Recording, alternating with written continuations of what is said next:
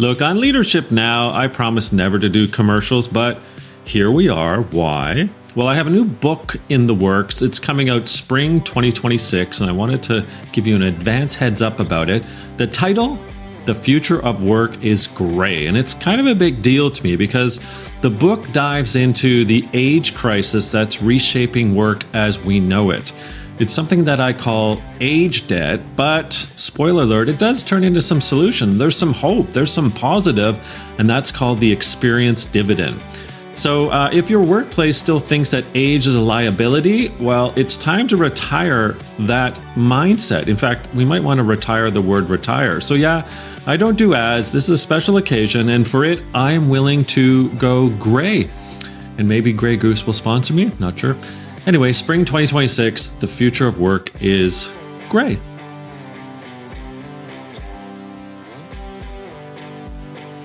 Hey everyone, welcome to another episode of Leadership Now with me, Dan Pontefract. Am I so excited today to have Gary A. Officer in the house. Gary, a bio, and then we're going to get right into it. So, Gary Officer, you're a seasoned social entrepreneur and chief executive known for innovative, value-driven public-private partnerships that remove barriers to community development. Gary is currently the president and CEO of Center for Workforce Inclusion, formerly known as Senior Service America, Inc. It's the largest and most experienced nonprofit dedicated exclusively to workplace inclusion and economic opportunity for low-income, older job seekers.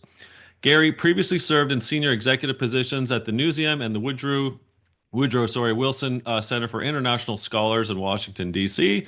From 2006 through 13, he served as the president and CEO at Rebuilding Together, Inc., the nation's largest volunteer-based home ownership preservation nonprofit and fourth largest remodeler. Under his leadership, Rebuilding Together grew operating income sevenfold and created award-winning partnerships with blue-chip corporate brands in support of the organization's mission. Gary served as president of the National Credit Union Foundation, that's NCUF, the national foundation supporting credit union development in the United States, and as an affiliate of the Credit Union National Association, NCUF promoted and manages credit union development and consumer saving programs on behalf of CONA and the U.S. credit union movement. The foundation also manages the National Development Education Volunteer Program. These days, we're going to focus specifically, Gary, on your work at the Workforce Inclusion Center for Workforce Inclusion. I glommed onto you because of a Forbes column that you penned that to me was and is one of those missives that far too many CEOs and senior leaders have not read, ultimately because our workforces are both aging, as is society, yet there isn't really a vision for workforce inclusion for those that are older workers. And so I wanted to start, first of all, with the big bang. How do you see the workforce these days in terms of its inclusion for older workers? What are we getting right, and maybe perhaps what are we not getting right?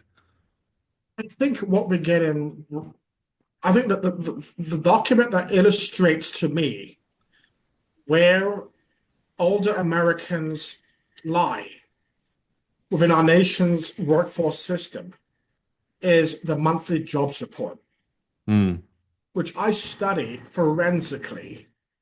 The monthly jobs report is issued by the Bureau of Labor Statistics through the Department of Labor. Yep. So I go through that, and here's some statistics that I think speaks to your question. In December, we had in this country 8.1 million available jobs. And we had 6.9 million Americans looking for work. There's a disconnect. Very much so. Yet, for Americans who are 55 and over, their labor force participation rate was 38.3%. Mm-hmm. The long-term unemployment rate for older Americans 55 and over was 21.8%. So even while we have jobs available, right? Yeah. Much of which cannot be filled by our existing workforce. If you are older in this country, you have the most painful experience trying to find an employer who is going to hire you.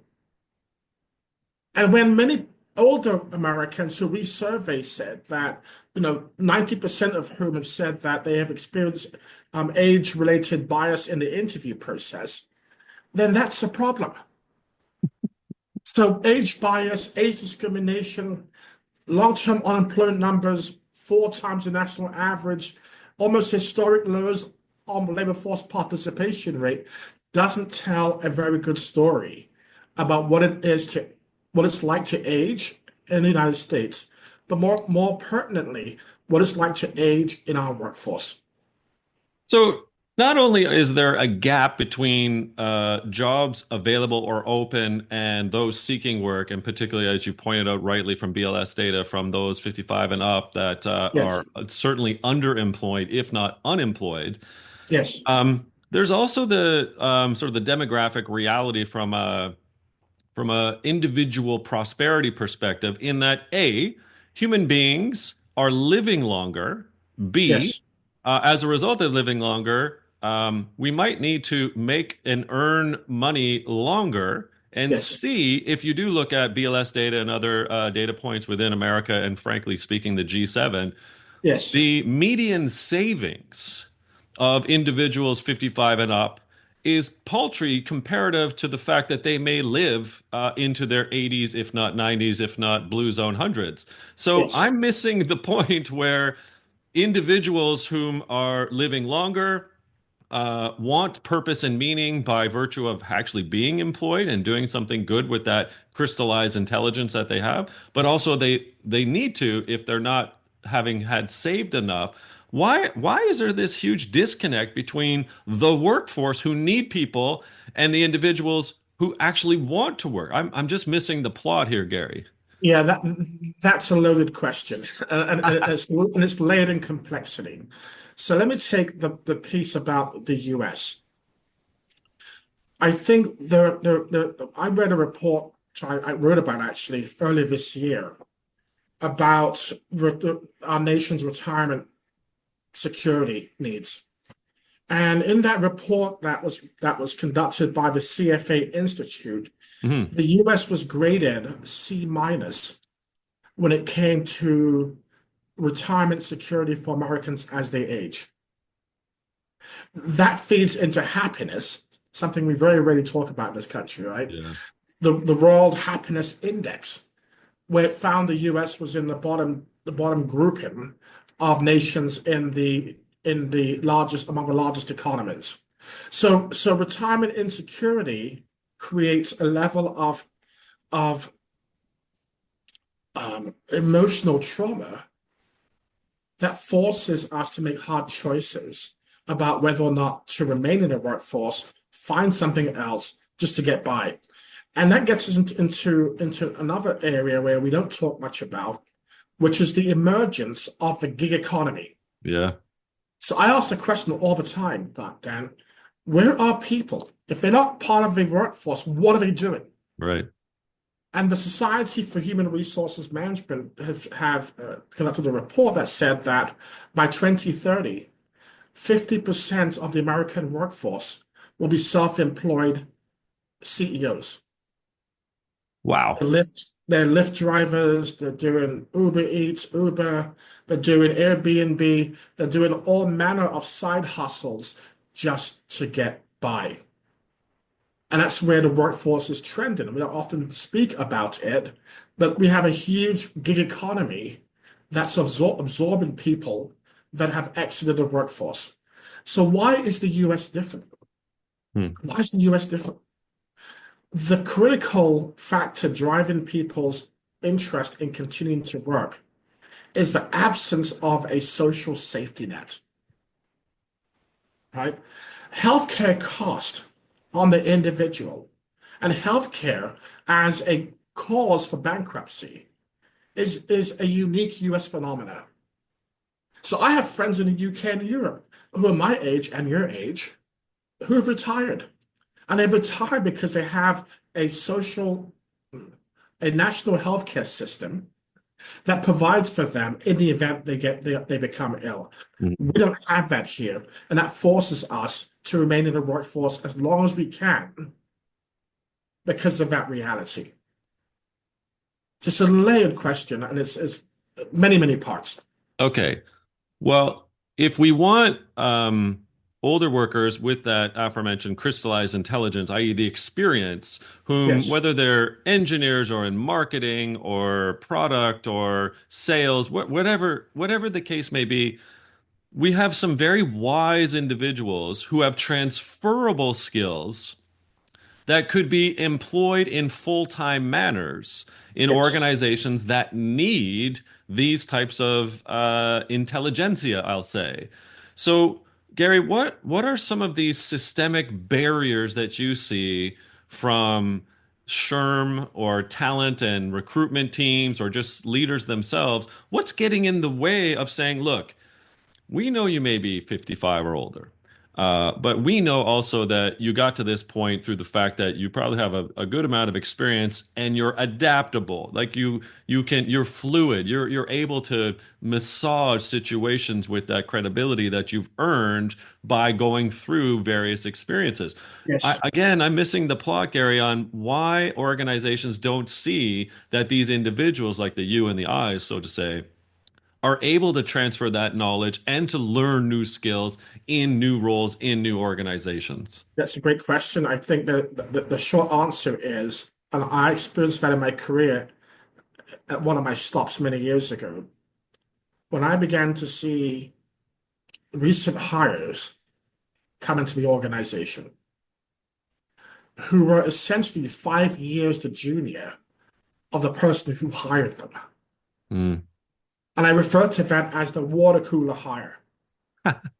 We hire people, sorry, we hire people that we want to hang out with at a happy hour. It was told to me by someone, a true story.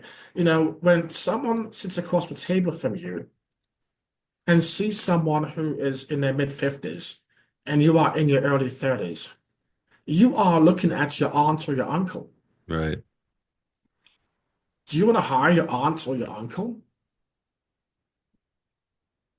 And before the Olympics, I saw this interview of a Canadian athlete who was the oldest athlete on the Canadian Olympic team heading to Paris. The interviewer asked her, "What do you bring to the team?" She said, "I met the qualifying standard, but this is what I bring. I bring resilience. I bring experience. I bring a certain gravitas in knowing how to function in and around teams.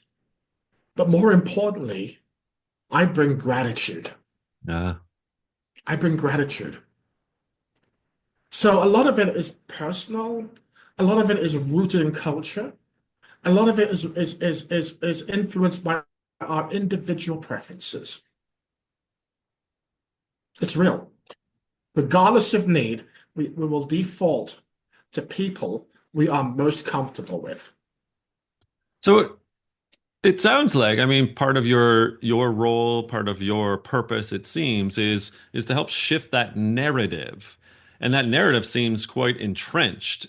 So what is it that senior leaders and organizations in general need to be thinking about intergenerational collaboration, about It's age diverse teams? Like, what are these narratives we need to start rebuilding, I suppose?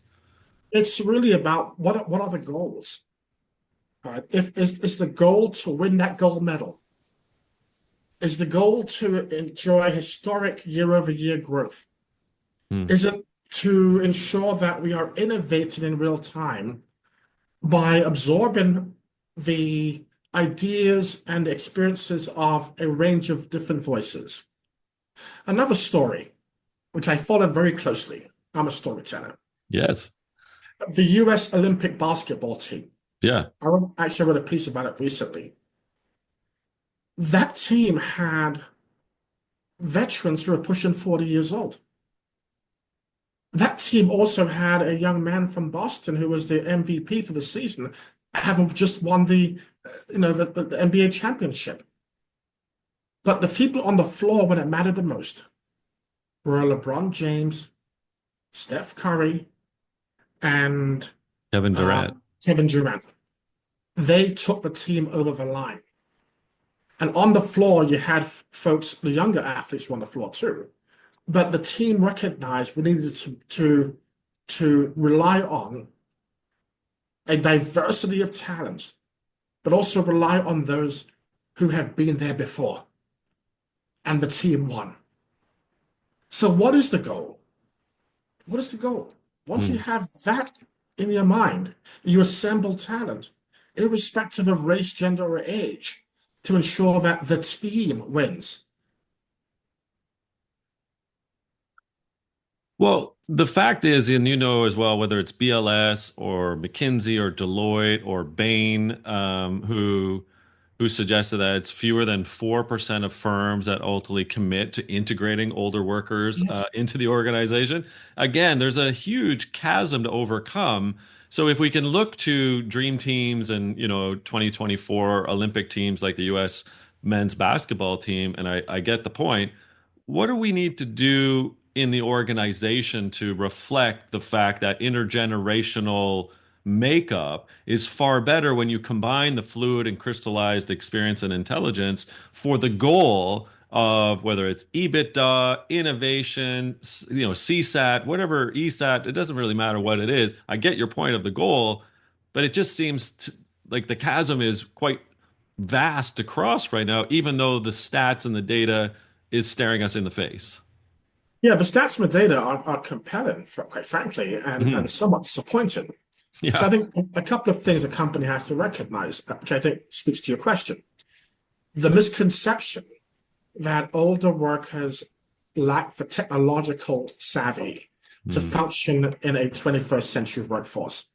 Every research I've seen have suggested that older workers function at the skill level for their jobs as they age, provided that they remain in the workforce. When they leave the workforce Ah. and technology moves ahead of them, they fall behind. So we have to recognize that keeping someone on the team, regardless of age, but based on skill, has tremendous merit. That's one. Two, the misconception that older workers, if they remain on the payroll, become more expensive to an organization or company. That's also proven to be false. Mhm. A younger employee married with three children will cost more than a 55-year-old with his or her partner. So the misconceptions about cost is also very real. And then there's the cost of losing talent. When you lose someone from a team, you have to replace that person. You have to onboard that person. If it's a younger person, that person may be there for no more than 18 months to 2 years. Mhm. And the process starts all over again. So there's a hidden cost to encouraging people to exit the workforce if they're older and you're moving towards a younger workforce. Some misconceptions are real. Let's overcome that. Looking at the team and the skills and who has the skills to perform on the job, that's important. But when you have 8.2 million available jobs, Dan, and only 6.9 million job seekers, it tells you there's a need. Mhm. And that need should not manifest itself in a long-term unemployment rate of 21.8% for older Americans. It just seems so absurd. I mean, with the data again staring us in the face, you'd think Yes, that we'd do something about it as senior leaders within our organizations. yes. And moreover, I think it's also important to recognize that older workers, when fully employed, bring such enormous gravitas and experience and poise, the problem solving, working within a team, adding a certain perspective, often overlooked by folks who haven't lived a long life in the workforce. Well, that It's that actually recognizing, it segues to something I wanted to get with you, and thank you. I sure. didn't mean to interrupt, but it's about that notion of the mentorship, the transformational transition, if you will, or transfer of that wisdom, that knowledge, that experience to younger workers. I think sometimes our organizations and leaders miss the plot on that hidden opportunity cost that when they have been, I guess, disbanded or taken out of the organization, we miss out on all of that Mm. transfer that can occur. It's skill transfer, it's transferring of wisdom and knowing what's appropriate and how do we engage with one another. I once worked in an organization, we had an older lady on this team, her name is Miss Yvonne. All the younger employees would go to Miss Yvonne when they had a problem. And she would close the door and she would speak to them about what they were struggling with, either on the job or outside of work that was impacting their performance. That's glorious. I love it. And they still refer to her as Miss Yvonne 10 Uh, years after she had was retired. So when you have those kinds of elders who are performing at the skill level for their jobs, but can be a mentor in many ways for young people entering the workforce, that's a secret sauce that many of us fail to acknowledge or recognize. And leaders have to recognize it too by making age inclusiveness a priority for their workforce. It also starts at the top. mhm. Well, we dance around the word, but I mean it you can call it a blind spot, but what it really is ageism. And I'm curious from your vantage point and the good work that you're doing, what are those steps or I guess tactics that we need to really be thinking about in the organization to overcome that level of ageism for the people to look at the Miss Yvonnes as the wise and the wonder of, hey, can I learn from the Miss Yvonnes to help me in my career development, etc. I think that's a great question. I always say this for any organization to adapt any kind of culture change, it starts with the CEO. Hmm. It starts with the C-suite. It's what they emphasize by way of expectations. It's how they construct a narrative around how they would like the organization's culture to be formed. And it's influenced and implemented by human resources. So this is an empowerment drive through human resources, right? To make sure that the values of the organization, as defined and articulated by the CEO, is actually one that is being implemented. You cannot leave these kinds of decisions to the line managers, right? You cannot leave it to folks who may have their own bias and preferences. It starts at the top. Hmm. And leaders have to ask the question. When have ran several organizations and I'm seeing patterns of hiring, I'm calling HR on the quiet. What's happening here? Right. Why are all the folks coming in of the same profile? What happened to a broader pool? Do we not have any older job seekers? What's going on here? So leaders have to be more involved, right, and intentional about looking at the organization in its entirety and recognizing trends or potential blind spots that he or she and the leadership team have to address. Which I suppose it dovetails into a question for you, Gary, about culture. So if Yes, the C-suite and the CEO in particular, if he or she are, quote, in charge of the company prowess, the company success, the organizational yes. success, that often comes down to, well, what is the culture in which that we inculcate the way in which to do our business? And if older workers are not part of the culture, they're not even thought of as some sort of intergenerational opportunity, then it's not going to happen. So, what do you say then of the culture change that's required for this to actually take shape? Oh, that's a tough question, Dan. I think the I would offer that culture change has to inform performance outcomes. Hmm. It has to inform the the realization and the pursuit of corporate goals that are established to inform our success. And it's captured in a team comprised of individuals with talent and skills, regardless of age, gender, race, who can contribute towards those ideals. And if research has informed us that intergenerational teams are more adept, are better performers, then intentionally we should ensure that we do whatever we can to have intergenerational teams working across the organization in the pursuit of our goals. Hmm. You've got to elevate the conversation, point it to outcomes that are important to the organization, its missions, its stakeholders, its board, its communities, and construct a workforce that can achieve that. So I'm with you. You had me sort of at hello, Gary. Do you think, however, that there are impediments? And what I mean by that, and I'll expand on my point, is sort of relics and antiquated processes, if not models and thinking from yesteryear. And whether that is how we do succession planning, how we do talent planning, It's, how we do hiring, how we do firing, how we do learning and development, like all of these kind of quote unquote people and culture models and systems is are we using are we trying are we trying to play an album when we're streaming music these days, if you're following the metaphor? I think possibly, but again, it's complicated. So I will default to this. Before the pandemic,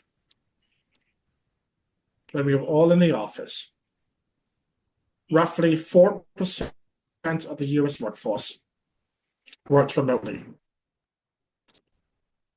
By roughly two-thirds through the pandemic, ZipRecruiter did a survey Hmm. that found that 56% of job seekers were looking only for work that provided the opportunity to work remotely. And about 60% of the workforce did just that. Hmm.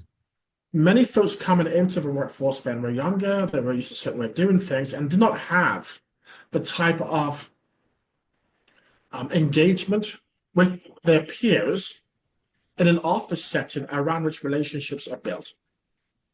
During the pandemic also, millions of older Americans were not part of the Great Resignation. They were part of the great sifting out, Yes.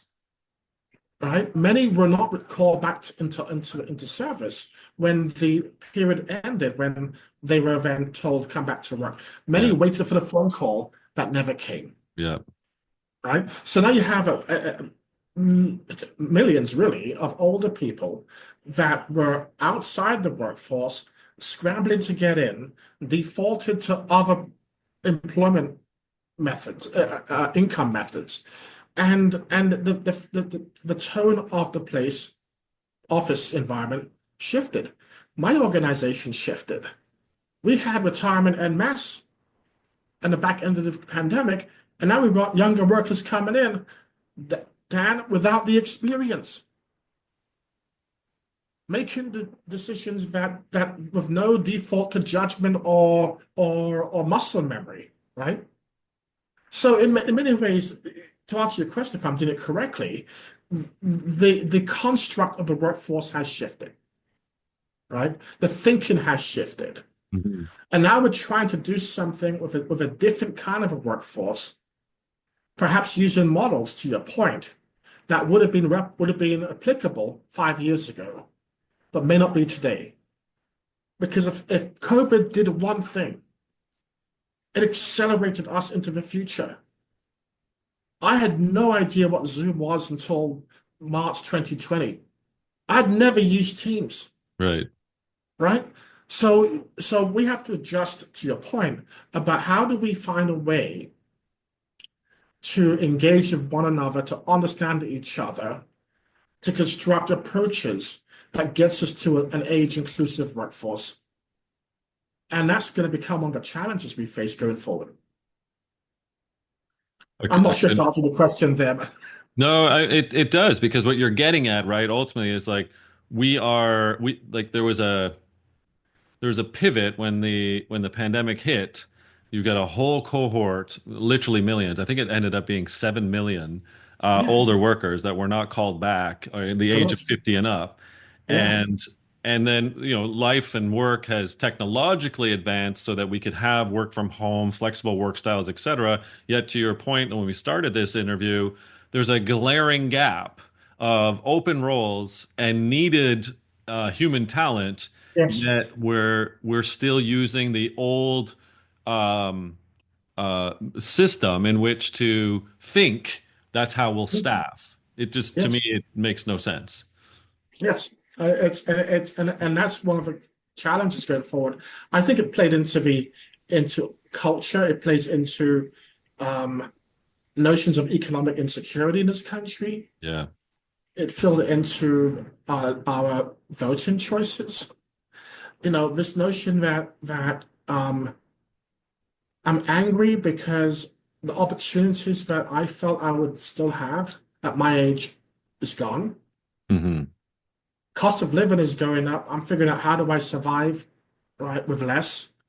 If I'm hired, I will likely be hired at a salary lower than what I made before. And so when we have fluctuations and inconsistencies in the workforce, it, it travels into other aspects of our lives. And Yeah. it all revolves around our experiences in the workforce. You've been gracious with your time. I just wanted to touch on one little thing if I can Oh, ask you, sure. and that is the the really important concept of one sense of purpose and meaning.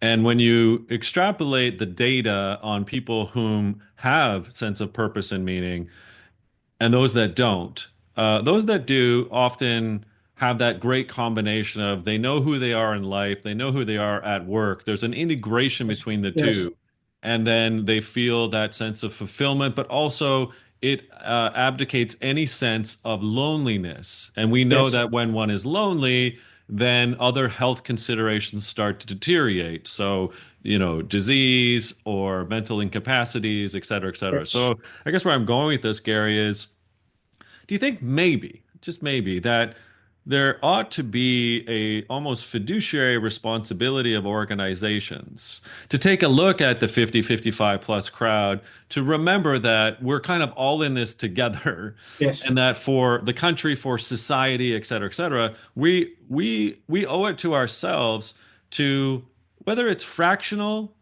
gig perhaps, but certainly some point of relational capability for the older worker to be part of something so that we can inculcate that sense of purpose, meaning to mitigate issues like loneliness and other health Yes. factors. That's a great point, and I think you are correct. I think companies could do a better job in looking at the employee not as a cost center, but as an individual with purpose and values. But also, this is an interesting point too. When I travel to England, as I do, I talk to my friends who are in their 50s. I talk about their life's purpose, and their purpose is different than my purpose. Hmm. Their purpose is hobbies, it's community, it's the pub, it's the football I was match, going to say, yeah, football too. it's the trips to Portugal and Spain and France. Mallorca. Our conversations here aren't about that Hmm. because our culture infuses a certain addiction around income, status, and work, Hmm. which many of us, myself included, to be honest with you, have fallen to. So we inextricably view ourselves and our self-worth tied to our income and our jobs. We don't have the same leisure time as our friends in other countries. And so work becomes our identity in ways that it doesn't among any of the other major global economies. And so there's a danger to that because when you lose that opportunity to work and you have nothing to fall back on, Mhm. a small piece of you becomes compromised. We should be happier as we age, not becoming more sad. We should have a social network as we age, not become more lonely. And that's a product of how we live in this country, our values, our culture. Well, it sounds like there's some work to do, of which that you are helping, if not leading the charge. Gary A. Officer, President and CEO of Center for Workforce Inclusion. Where can we find out more about you and the good work that you do? Sure, you can go to www.cwilabs.org. www.cwilabs.org. Fantastic. Well, make sure that gets in the show notes. One last question, Gary. If you sort of had that silver ball, where do you see ourselves by 2030? Oh, um, a part of me wants to be hopeful. I think as a country, as a citizenry, we are a resilient people. We are resilient. We do find ways of surviving. We do find ways of making do.